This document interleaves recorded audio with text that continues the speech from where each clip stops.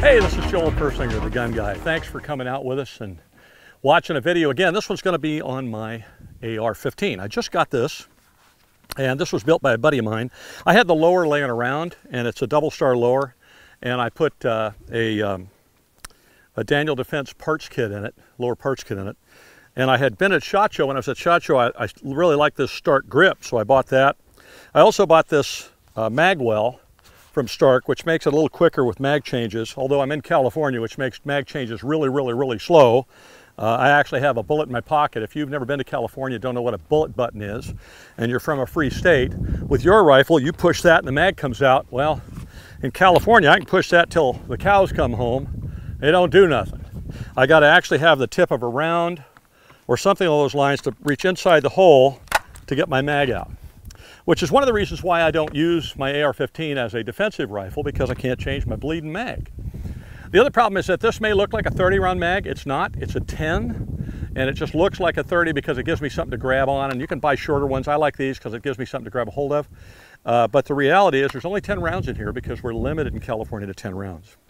Still, I love AR-15s. I think they're awesome rifles. They're really terrific rifles. They shoot really well. Although this mag doesn't want to go in there. There it goes. I didn't like it anyway. It's only 10 rounds. But the problem, because of the limitations in California, I don't use it as a defensive tool. I really applaud those of you in a free state who get to do that. There are ways to solve the problem in California. You can get a different grip that, like they call it a Monster Man grip, where it doesn't have a protruding grip below it. You can put a regular, first of all, in order to make it a California legal rifle where you don't have to have that, the grip would have to be a constant grip that doesn't have a pistol grip that protrudes below the trigger well. You can't have a collapsible stock. You can't have a flash hider. I mean, those are the big offensive things, or other things. And then you can't have a magazine that has more than 10 rounds. But if you did away with all that, then you'd have a California compliant rifle, which is ugly and doesn't shoot worth beans. But that's nevertheless why I have my Sager rifle and why I have my Mini 14, because they're both California legal. But we're going to shoot this one. Let me tell you about it. If you're an AR guy and you built your own, or gal and you built your own rifle, sometimes it's kind of nice to know what other people built theirs out of. Like I said, this is a double star lower with a Daniel Defense lower parts kit, and then a Stark grip. I really like the grip angle, and a little Stark Magwell. The upper is a Delton upper and bolt carrier with a Yankee Hill Machine barrel and flash hider, and Magpull MOE sights, which if I can get it with this glove on, I can pop that one up. And this is a Bushmaster 6-position stock. And this free-floating fore-end I really like, except for one thing I discovered today, but other than that, I really like it, and that is made by Midwest Industries, I think.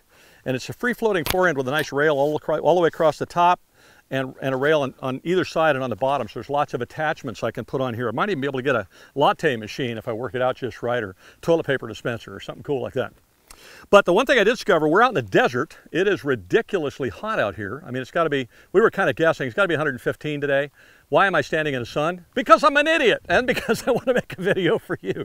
But nevertheless, what I've discovered is even in the shade, sitting in the shade in the rifle case, I just took it out, in the rifle case, this was hot.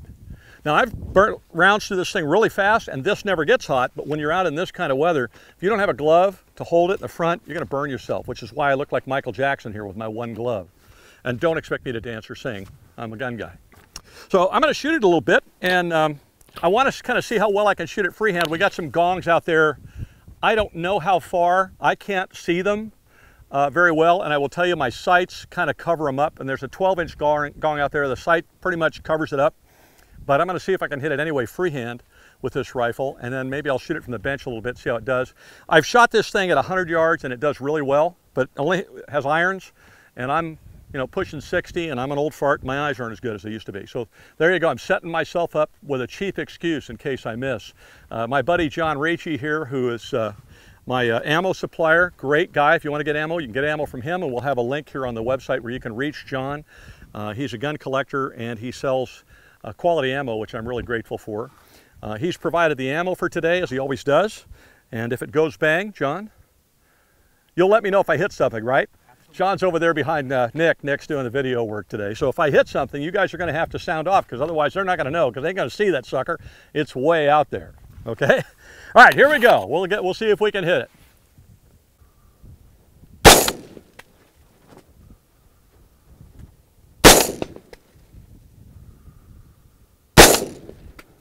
Where am I going, John? It's like you got... Say again? Oh, you did get a hit. Sorry, I missed it. You got a hit on the top. On the top. I'm shooting a little high then, probably. Okay, let's try adjusting things down just a tad. Hit on the right side. Hit in the center. Hit in the center.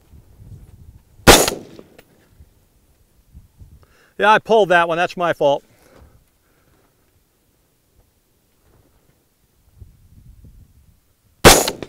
Hit at the bottom. It's funny, I knew I pulled that one when I did it. Yeah, that's how that works. All right, let's try it again.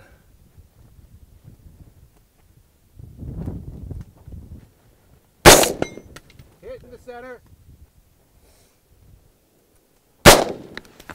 I was a little low on that one, I think. And that was it. I only had 10 rounds, so that's not bad, John. You said 6 out of 10? Right. Freehand. So that's quite a distance. That's pretty good. I mean, one of the things I got to tell you I love about AR-15s is even in this configuration, which is more of a defense rifle, or in my case, a patrol rifle type of configuration, they can be still amazingly accurate. We tried this with my Sega rifle, and the trigger on it, I love the rifle, but the trigger on it, because of the linkage, is just god-awful. And I only hit it once, I think, at this distance. But this thing, once I found where the sights needed to be, I was just clobbering it. I'm going to try it now from a bench, and we'll see how that goes, see how much steadier I can get, and we'll kind of go from there. But I have a feeling I got 6 out of 10. We'll see if I can get more than that from a bench rest when I'm not blowing around in the wind. The wind's blowing around pretty good out here. All right, we took the dangerous and horrible trek across the Badlands here to get out to the target. I think our water is way, way back there. But we wanted to kind of see what my hits were. This was freehand at a distance that is much farther than I would normally shoot freehand and expect to hit anything. The plate is a 12-inch plate, and you can see you got 1, 2, 3, 4, 5, 6 hits out of 10. That's pretty darn good well, first of all, that's pretty darn good shooting for me, John. I mean, it really is. I'm not a rifleman by any means. I've carried a handgun for work and whatnot for 30 some odd years off and on, but not a rifle. Other than hunting, I'm not much of a rifleman. So that's actually a pretty darn good group for me. We're going to put it on the bench and try it from the bench, and I'll bet you that tightens up quite a bit. Oh, yeah. And maybe we get all 10 of them on the target. I don't know, but again, it's me pressing the trigger. The one thing I will say though about a quality AR-15, I have a Mini 14, which I dearly love. I love the rifle. I love Garand actions anyway. I have an M1 Garand that I love, and I've shot Garand actions all my life. I have a really good buddy that's got an M1A, and I love that thing as well. It's a great rifle, but my Mini and my Garand don't have the trigger that AR-15 has. And then my Sega, because of the linkage moving the trigger back, the trigger's awful. I love that rifle too. There's just almost nothing as far as defensive rifles are concerned, like an AR-15 with a really crisp, beautiful trigger. And that one, whatever Mike Hagan did to that trigger to tighten it up, it's just as crisp could be. It's like biting into a fresh, crisp apple, you know what I mean? It's like my 1911, I had him work on that. And he put that trigger on my 1911, it's just like, it's a joy to shoot. And so is that AR. So we'll take it back and put it on the bench and see how we do with it. And I'm going to shut up now because I don't know about you guys, but I'm hot. It's hot. Okay, we're back and we've got this the same AR. We've got a little stand here, and I'm going to try it with a brace, bench rest, to see how I can do. Same target, same distance. It's way the tar out there, but one thing I noticed is that because I sighted this rifle in at the distance I did, it's shooting a little bit high, so it's making it a little easier for me to hit it. It's kind of a 6 o'clock hold. I'm holding with the tip of my sight right underneath that target, and that's where I found that it's hitting. So hopefully I'll be able to clobber it. I'm going to try and see if I can get it 10 out of 10 times, and we'll go from there. John's over here, so he's going to be calling them out, let me know, hit, miss, or whatever. So let me get my ears on here and make sure these guys have theirs on. Well, we don't have anybody. I'm the deafest guy here, I think. Nick looks like he's good to go. John, you got your ears? Okay. Here we go. Let's see what we got 10 rounds and see what we can do with them. Okay, that's in there. Good to go. Got it on fire, and let's see if we can hit this thing. Call them out for me, John. I will.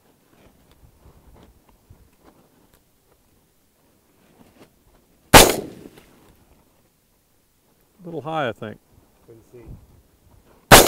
Oh, dead center. Oh, a little above the last hit. Got it, dead center.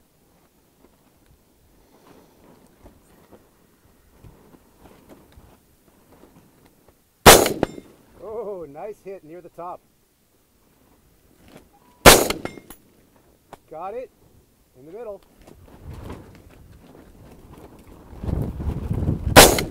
Oh, near the top. Well, that wind is killing me, man. It's not only is it 115-degree wind, it's also blowing my rifle all over the place, even on the bench. It's a wicked little wind that whistles through here. Hit on the right side. I keep expecting it to blow my rounds all over the place.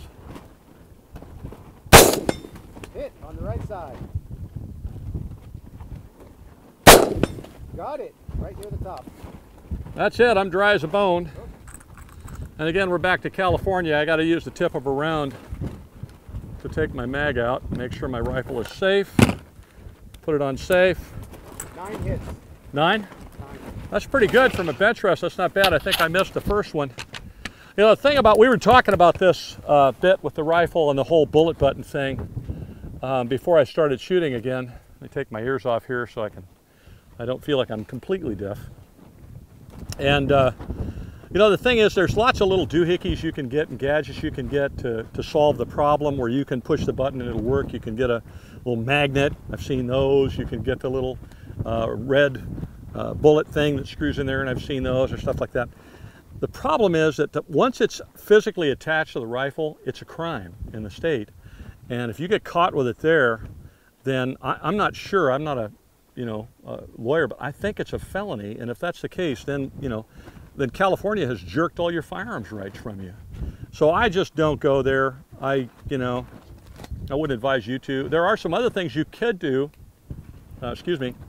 You could do that would make it better. And I know there's a glove that has a little, like a pointy thing on the end, and I've seen guys at the range that got pretty good at using that gets in the hole so that they can pop the mag out. There's a couple other little things like that aren't attached to the rifle, and if you're going to want to look for something like that, I'd suggest an item that's not physically attached to the rifle, because my understanding is that's not a violation. Now look, I'm not an attorney, I'm not a police officer, I'm not an expert in the law of firearms law, so please don't take that as legal advice, but I would certainly, if you're in California, I'd look into it and be very wary of the stuff that's a violation, because the truth is a lot of police officers don't care. But there are a great number of gun Nazis in this state that are looking for every excuse to nail somebody that's got a nice rifle like this and to get you put in jail pretty much over nothing, and to make a criminal out of a law-abiding person. So my advice would be, don't do that. All right, now if you take it to Arizona to go shoot or something, absolutely take the original bullet, the original mag release with you and swap it out once you've gone across the state line. Just make sure you change it again before you bring the rifle home, so you don't get yourself in trouble. All right, so we're going to leave the rifle here. It's on safe. It's empty as empty could be, and we'll walk down or take a look at the target. We'll take you with us, and when we get down there, we'll we'll see how tight the group is and whether I can actually shoot, which is always called into question. See you down there. Well, John, what do you think? New rifle?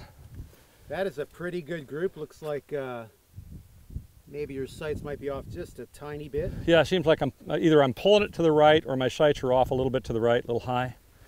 But at this distance, that doesn't seem too bad with irons. I bet if I put glass on it, that would tighten up quite a bit. Absolutely. So what do we have on there? I didn't count them. You said 9? 1, 2, 3, 4, 5, 6, 7, 8, 9. And I think that the 10th one probably went a little high and over the top. But that's pretty darn good for irons. That's a new build. And I told you what we made it out of. built by a buddy of mine who's my gunsmith in Pahrump, Nevada. His name's Mike Hagan, and he does a terrific job. He's done some wonderful job on my 2 or 3 of my guns, my 1911 and so on, and a terrific gunsmith. Obviously builds a really good AR, patrol rifle or defensive type rifle. This one really rocks, and I like it a lot. Did a great job hitting this gong. I think the 10th one, the miss, was probably more me than it was a rifle. So there you go, little test on a new AR build. I'm going to do some tweaking with it. We'll put some glass on it, and then maybe we'll drag it out here again. But guys, can we agree that we won't drag it out here again in August? Right. Because it's killing us all. I think August in the desert, and this was my idea.